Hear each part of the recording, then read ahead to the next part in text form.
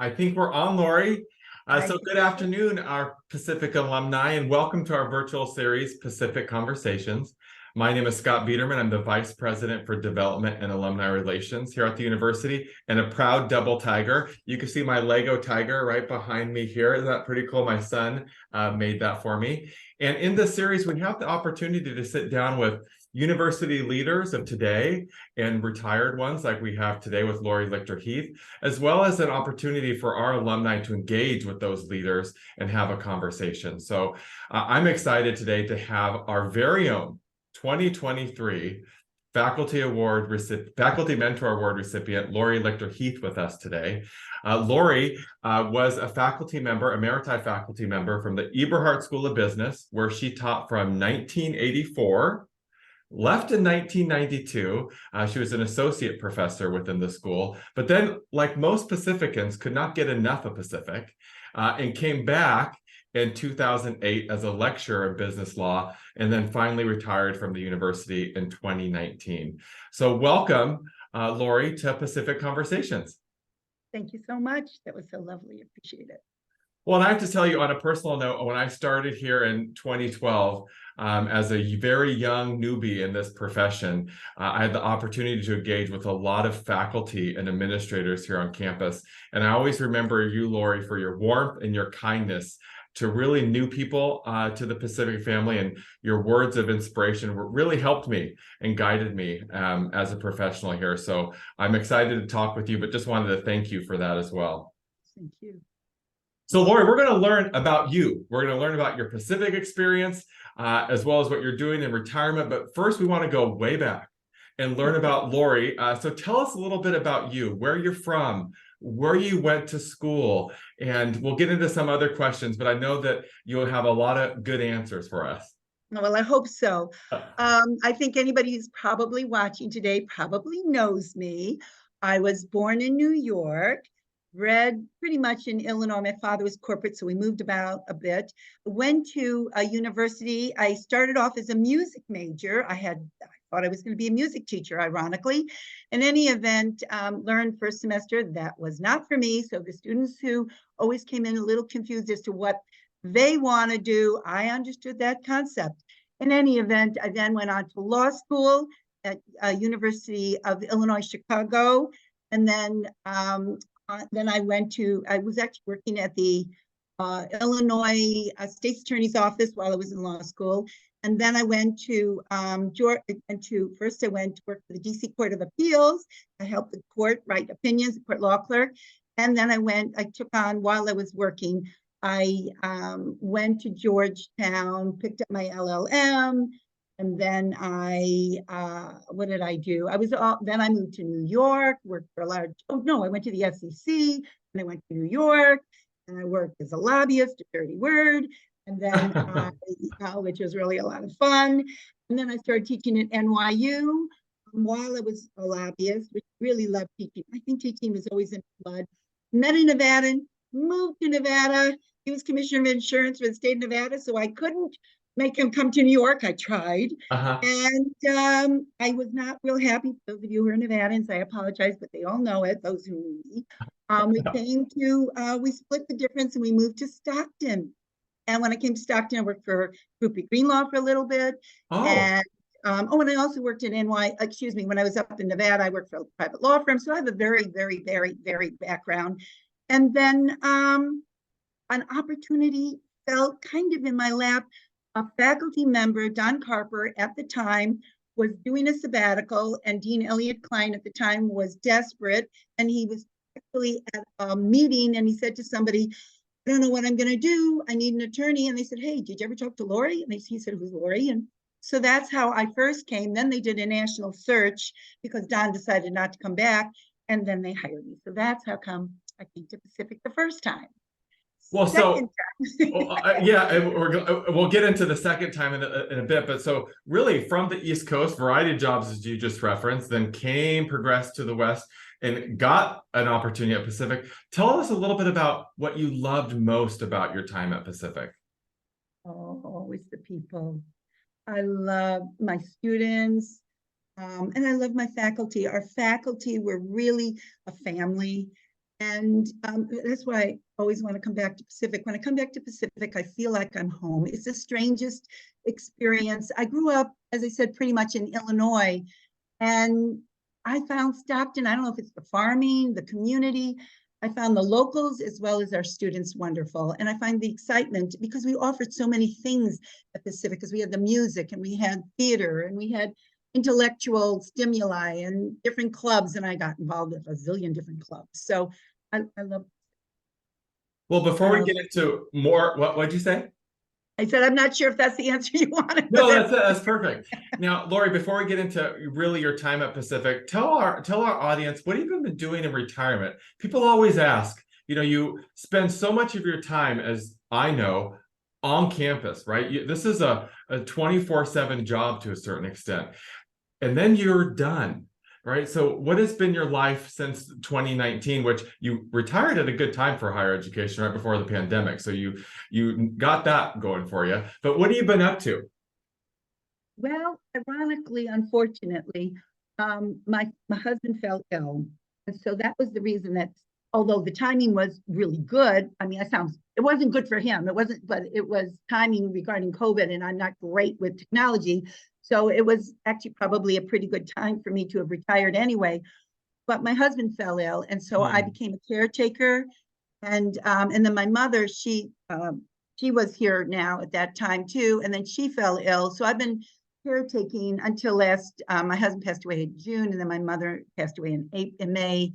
And so it's been really tough. Now I do a little consulting on the side. I do a little writing, but basically I'm caretaker, or I was. Now I'm taking care of myself, pulling myself together. Well, Laurie, I'm sorry to hear about that. But it seems like you're bouncing back and trying to, and again, we'll be back on campus in a month, which we'll talk about towards the end of the show. But we're glad you had the right moment in time of your professional career to have that time with those family members as well. I mean, that to a certain extent, like you referenced, that worked out. Laurie, tell us, we're going to go back to Pacific. So what courses did you teach during your tenure at Pacific? And are there any memorable experiences that you had in those courses that you want to share with us? I taught practically every law course that they offered in the School of Business through the years. So we used to call it business law, and then they turned it into legal and ethical environment of business. I think they decided people needed to know more about ethics, which I think is a great decision. I taught international law, labor law, commercial law. What am I missing? I did an international China law class in China. And yeah, that was really fun. That was great. And I even taught PAX 1. And so that is a lot of classes to teach. Yeah. No wonder I didn't why we teach wanted them to do every that. semester. I didn't teach them every semester. I primarily did business law or legal and ethical environment of business and international law most of the time in the most recent years. But over the years, I taught it all. Yeah. I could see why we brought you back the second time. Now, of those courses, any memorable experiences that you had during your tenure? Oh yeah. There were some pretty crazy things that happened. I have wonderful, as I said, I had great students. I had some students who were taking it as GE, general education courses, and other people who were required to take it. Most of them were required to take the class because they were business students. And business law, it was a terrific, I mean, both classes, or which I was teaching, or all of them were pretty good, but I really enjoyed business law. And we always, I tried to do interesting things. We would watch movies, or I would try to take students up to the Capitol, but not everybody could do field trips. They were working or they had conflicts. We tried to go to, we once went to, multiple times went to prison. We went to Folsom Prison, went to the women's prison. When we went down to the women's prison, yeah, unfortunately, one time, that was the last time I went on a trip. They had a lockdown, and one of my students was in a cell when the lockdown occurred. So we were forced out, and she was left in the prison. I thought I was going to have I was going to drop dead. And fortunately, she was fine. I wasn't so cool with the whole thing, and that was the last time I took our students to prison. But okay, Laurie, wait a second. So you're taking a class to a field trip at a prison. Why was one of our students in a cell to begin with? They let us walk in and out of the cell, and the lockdown occurred while the student was in the cell. And so the doors slammed and locked, and she, excuse me, it wasn't funny, but it is now. But What, everything was fine. and how long do you think the student was in the cell? I'm assuming you by It was yourself. about 20 minutes. It really was quite all, but there was not an inmate in it with her. Okay. Okay. So no. Oh, That makes me feel better from a liability no, perspective, no. that there was no other inmate with that student. It was pretty awful though. Well, you know what though? I'm sure that student remembers that to this day. Oh yeah. Yeah. I do. I'm paying for a private education and they incarcerated me during a field trip. Oh, that's funny. So tell me the favorite class you taught. I mean, you got a lot of them, but what was your favorite and why? You know, it's kind of funny. I really loved when I went abroad because I got to really get close with our students. So when we did a China, it was a summer program in China, was absolutely incredible. And some of the students I'm still close with to this day, and I still get people asking me for recommendations, which you're thinking, really at this stage you're asking me? But it's wonderful. Don't understand me. I knew them well. But I think my favorite class overall was illegal and ethical environment of business, because and some people can't stand teaching the same class over and over again. I enjoyed it because it was the first time a lot of people were exposed to the law. And so it was my chance to mold and to explain how it worked, and some students really, I was stunned, had no idea. Well, our international students I could understand, and we had a fair amount of international students, so that I could understand. But our local students and native-born students did not understand the law. So I liked it because I could help mold their ideas, and I could help explain it and hopefully make them more comfortable so they knew how to help defend themselves, or at least be wise enough to avoid terrible situations. Well, I want to follow up on that, but you're seeing that now at least at Pacific, right? For students that are interested in law but don't want to get a JD, we now offer a master's in just law, right, at the McGeorge School of Law for that purpose, right? Because you should have some legal acumen. You don't need to be an expert or a JD, but your job may require it. And so, which goes to my follow-up question to your response, which is, if you're an undergraduate, business law could be very complex in terms of some of the things you just referenced. I nod, I'm like, sure, yeah, but I have no idea what you're talking about. How did you make some of these complex law examples relevant and accessible to our undergraduate students? Sometimes I literally ran part of a film or all of a film in a classroom. Okay. Sometimes I gave it as extra credit because there are some really good, a lot of them are old. There are probably better new ones now. But at the time, I ran things like All the President's Men because they couldn't understand what was the big deal. Well, now Nixon is ancient history, but at that time, it was explaining the relationships between the legislature and the role of the newspapers, which are disappearing, that we used to call them the fourth estate, and explaining the different ways things work. So, I would run Erin Brockovich often for different concepts with environmental pollution, but as well as concepts where she was just suing though we normally didn't get involved in individual rights, I would talk about torts. As you can see, I go beyond what normally is asked. So I wanted students to understand that they could have a civil lawsuit against somebody who infringed upon their rights. So I ran all kinds of different films, or later on gave them as extra credit, just because it would help them understand. We also, as I said earlier, we could go on field trips. I took them up to the Capitol because they didn't understand, how does the legislature, where do our laws come from? Who enforces our laws? How does it all fit together? And sometimes when you see where the legislature, and then we went across the street because we were up in Sacramento, we go to the court, you would see, this is how things fit together. And so I try to make it come alive that way. And I'd also talk a lot and use videos. So, Laurie, just in some of the examples you've given to us today, you clearly illustrate the power of experiential learning. So going to the prisons, going to the Capitol, going abroad, how do you think that helped in student learning, and why was it so important for you to include that within your courses? Oh, I think it's important for us to not only, I think we need to be a world citizen. I think we need to understand issues from other people's perspectives. A lot of people only understand their own little home niche. And sometimes they don't even know that because they don't read, or they don't, maybe a lot of people now, we do it online, but did not understand what's going on, how politics are different than law, although politics impact law.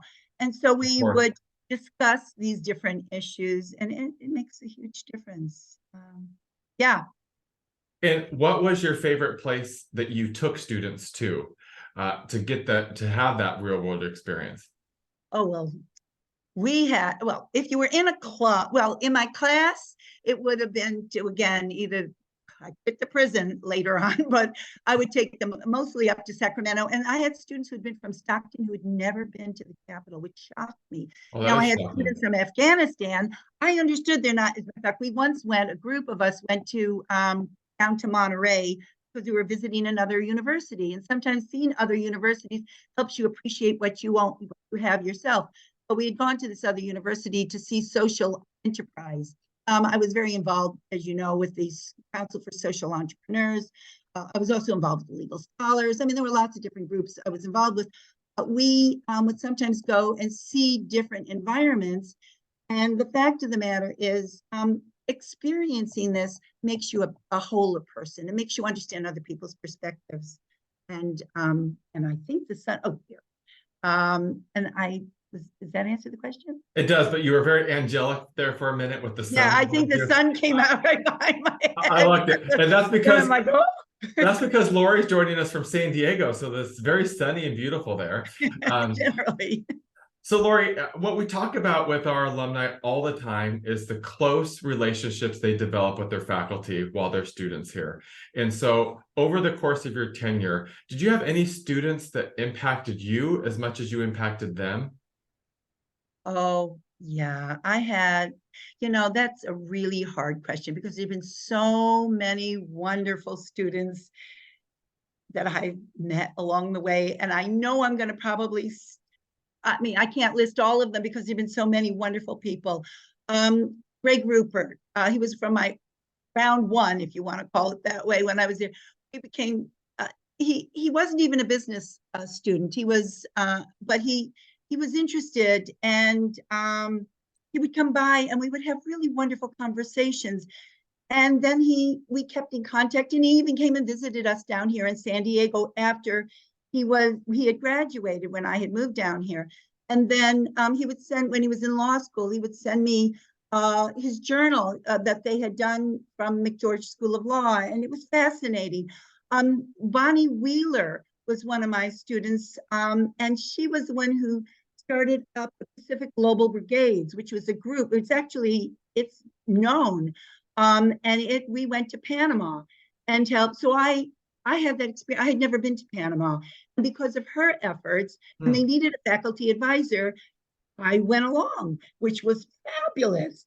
And it was during Christmas holidays. And so we became not only very close, I mean, we were all sleeping together in one room in sleeping bags. I mean, it was really a lot of fun. And we were helping these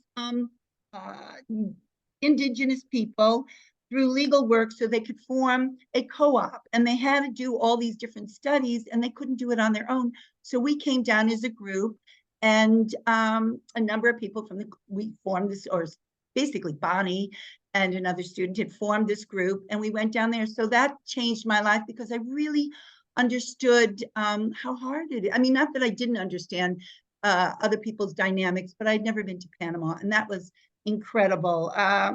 Tyler Payne is another one of the students who often would come up with the most phenomenal questions, and I'm like, I gotta look that one up. Or there's just so many. Recently, John Livingston and Laurel Cafane. I mean, these people have enriched my life, and fortunately, they've still stayed in contact with me. And Laurie, as a faculty member, that must be very rewarding, to have those lifelong connections with your former students. What do you think the reason is that this happens so uniquely at Pacific, where you do have these lifelong connections? Because you hear from other alumni at other universities, and they really didn't know their faculty or have much of a communication with them. I think it's a mixture of, we had smaller classes. So because our classes are smaller, we have a greater opportunity, in my fact pattern, cross-examine them.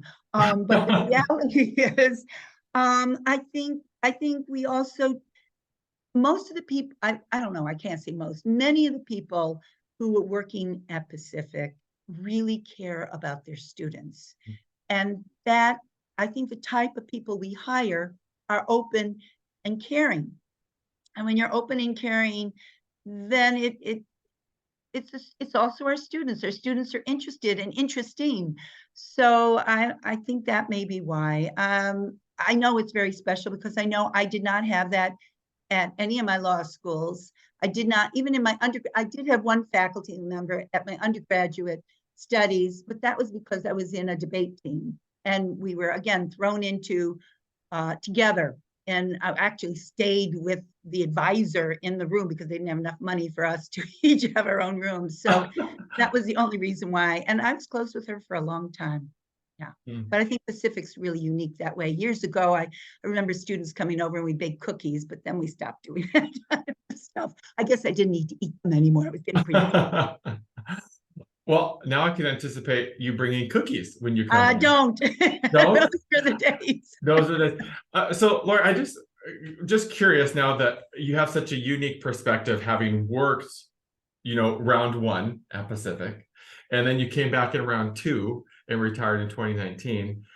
From those two different periods of time at Pacific, what were some of the changes or progression that you noticed? Because you don't have a lot of people that have that framework. That old? No, yeah. I didn't mean that old. No, I did not mean that. I meant you were here from 80s to 90s, and then 2008 to 2019. Those are very different periods of time, different administrations, right? Yes. And so how did you see the changes? Well, technology was a huge factor. Okay, modern technology when I left was a video. And, I mean, so there we are, we're doing our PowerPoints. And as I mentioned earlier, and most of you know, I am not really technically savvy. So that was a challenge for me, but our students, ironically, I expected them to be more technically savvy. And some of our students hadn't been, which I was surprised by.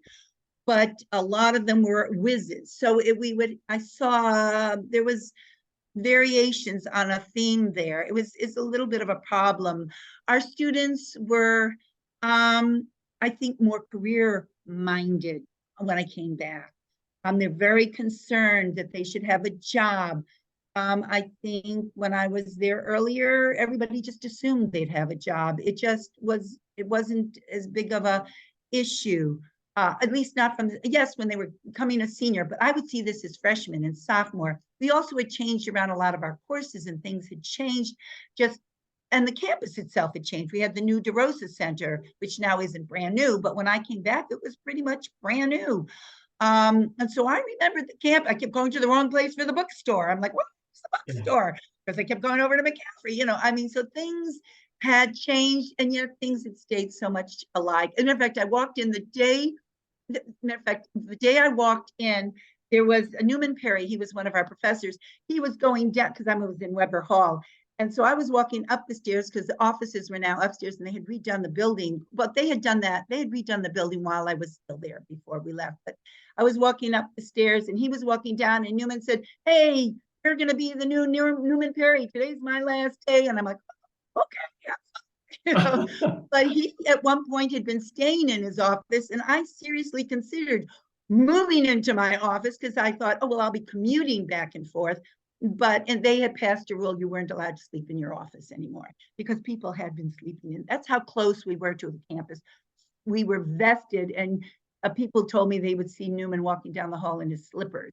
Because he lived up in Auburn, and I guess it was a bit of a drive for him, so he had kind of camped out for a little bit. At least that's my understanding. I don't know if it's true. That's hearsay. But I had considered moving in, but I was told I couldn't. So that's okay. I love my office. It was great. Well, Laurie, I think what you just experienced in round one but in round two is what a lot of our alumni experience, right? When I graduated in '05, my wife and I did not have the DeRosa University Center, right? There was no Vereshchagin Alumni House. There was no Biological Sciences building. So you do see, at least from a capital, improvement perspective, great growth here on campus. But also as a faculty member, like, where do I go? All these new places that they're here. That's really neat. Laurie, we're going to get into our Tiger Tailspin. We're just some fun questions that we ask you and see what your responses are to some of these a lot of the favorite questions. And we're going to stick to Pacific first. What is your favorite place on campus? Oh, Was it your office because you moved in and slept there? yeah, well, I didn't actually. I had considered it, but I didn't. I actually got no. I did love my office though. I really did. But I love the Rose Garden right outside of Weber Hall, but I think it probably was the River Room. I love to eat. And I had lunch there quite often. Actually, almost every day, there was a faculty group that would go, and Yes, that's where I saw you. That's where I saw you every time. Now you say that, in the River Room. Yeah, so I really loved it, and I love the fact that they were socially responsible. And as I mentioned earlier, I was very involved with Council of Social Entrepreneurs, so I love the fact that they were trying to be food sustainable and doing all those things, and they always did wonderful things to help. Okay, so that is during round two of Laurie's time at Pacific, 2008 to 2019. What was your favorite? Well, this could stump you. What was your favorite place before the River Room? Yeah. Probably this is going to sound really strange. Our bookstore was much larger in the ancient times. It was. We had all kinds of things there. It was huge. I mean, it wasn't, gargantuan. It wasn't the size of Costco, but it was twice or three times the size of the bookstore now. And it had all kinds of fun stuff there. So I love the books and I love books. So I'm always So at that time, and I think this is the same when I was a student, that was the first floor of the MacArthur Center. Yes, right? Is the bookshop? Okay. Yeah, it was pretty big, unless I'm remembering it wrong. It was downstairs. It was large, much larger than because the way we dealt with books is totally different. Technology has made a huge change in everything. So yeah. Oh, good. So the River Room, round two, round one, the bookstore. I like it. Okay, what is your favorite movie? Oh gosh. Well, I'll give you two. How's that? I know that's not fair, but Schindler's List, because it's a magnificent film. It's a serious film. It's an important film. And Shakespeare in Love. I love Shakespeare and I love the play.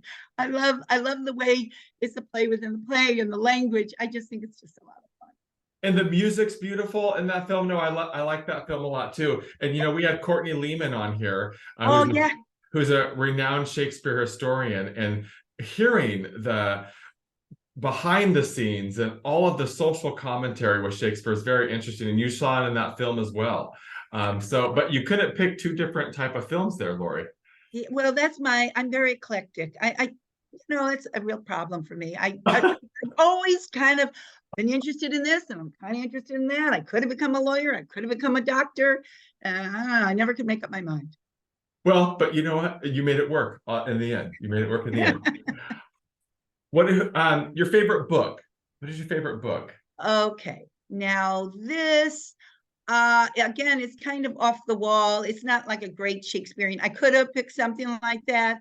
I found lately that I keep referring to my stroke of insight. It's a book that the reason why it keeps popping up in my mind is because I'm trying to think of who wrote it, but it was Jill Bolt Taylor wrote it. And the reason why I like the book is that lately, a lot of my friends are getting older. And I keep finding myself referring to it. When I came back about a year after I had been back at Pacific, about 2009, I may be off a little bit, or it may have been even 2008. My colleague, Tony Coolidge, he had since retired, but Tony, who had been in the School of Business, I got a phone call on my phone, at my office phone, and someone said, we have your cell phone here. And I said, no, no, no, no, no. That's not my cell phone. It must be Tony's, because they said, well, this is the office number. And I went, oh, I have Tony's old phone number. And I knew Tony from my earlier, we had been colleagues, actually. We had a consulting firm together. And I went, oh, no, I'll call Tony and I'll tell him that's your phone. I said, where'd you find it? Where is it? Blah, blah, blah. Well, it turns out he had had a stroke that day. I had just seen him that afternoon playing basketball on campus, and he had had a massive stroke. And he ended up, he had a brain aneurysm. And I ended up sending them the book, which really upset me because it arrived after he had passed. It was very fast. But this book, The Stroke of Insight, is about a brain surgeon who actually had a brain aneurysm themselves and wrote about the experience.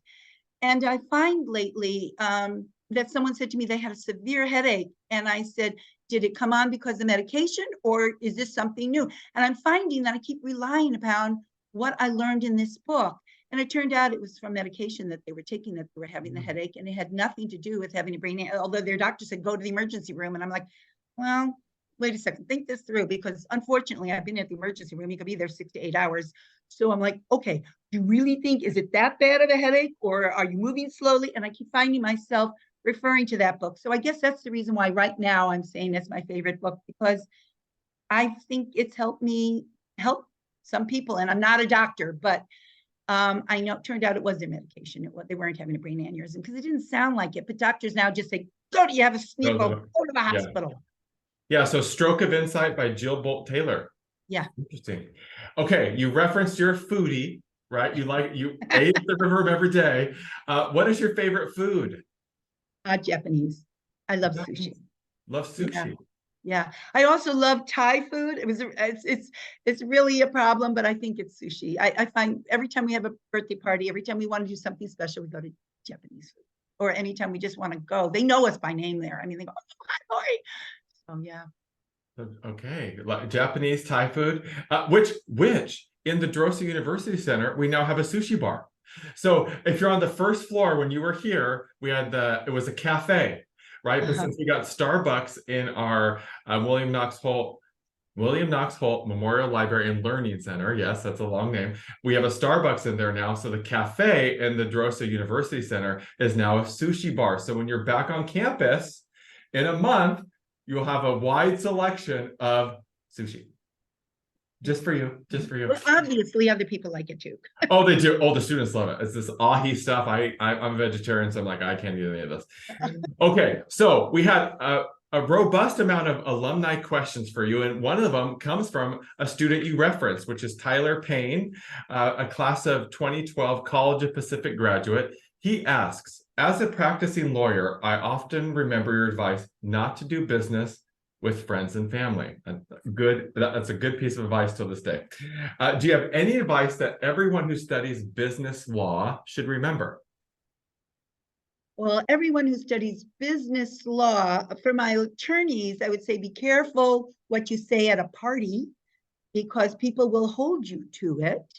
And my business law students, I always say multiple things. One being, it's cheaper to take an Uber than it is to drive under the influence of anything, be it alcohol, prescription drugs, or marijuana or whatever other drugs. It's just not worth it. I used to say it was $10,000 because it used to be $10,000. Now it's $15,000 to $20,000. Wow. Just having the arrest. It's just not worth it.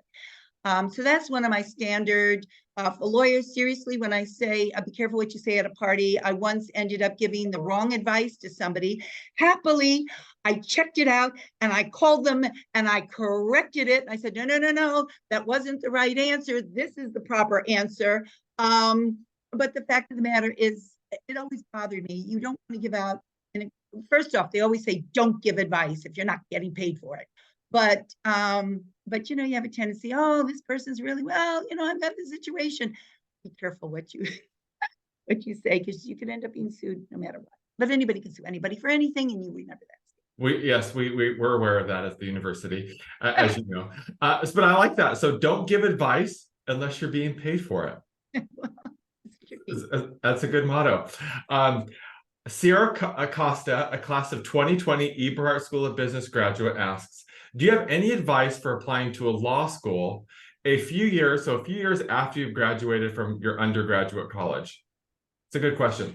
Actually, it's a great question. And the reality is that you probably are standing in better situation a couple of years after. A lot of students feel that they have to go straight from undergraduate into law school, and that's not at all true. Law schools love the fact that you're having experience. So make sure if it's, even if it's not something that you're really proud of that you've been doing, I don't care. And by the way, anything you're doing is wonderful. And if you're not doing anything, then make sure you explain what it is that you're not doing. If you're caretaking, if you've been traveling, they want to know who you are, what makes you tick. And the reality is they've been liking older. You're still very, very young, but they want to have a student who knows that this is what they want to do, or this is what they think they want to do. And that's okay.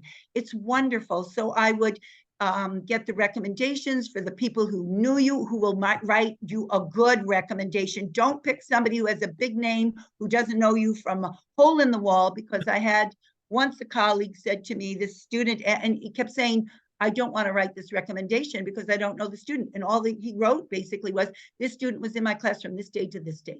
That's not the kind of recommendation you want. You want to make sure it's a good, now they may or may not let you see the recommendation. That's fine, because it's usually confidential and you won't see it, but pick somebody you know who admires you, who respects you, and make sure you give them your full resume, or explain or talk to them about what you've been doing, and remind them that if it's somebody you know a while ago and they can't remember you, which is, I always say, hey, refresh my recollection, because I want to make sure I remember who you are and why it's important I write this recommendation.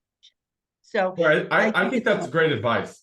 For any, not just for law school, right? But if you're going to, medical school, you're going to get to further graduate school, years of experience in between help, as well as having people that know who you are to advocate for you on your behalf in those recommendations.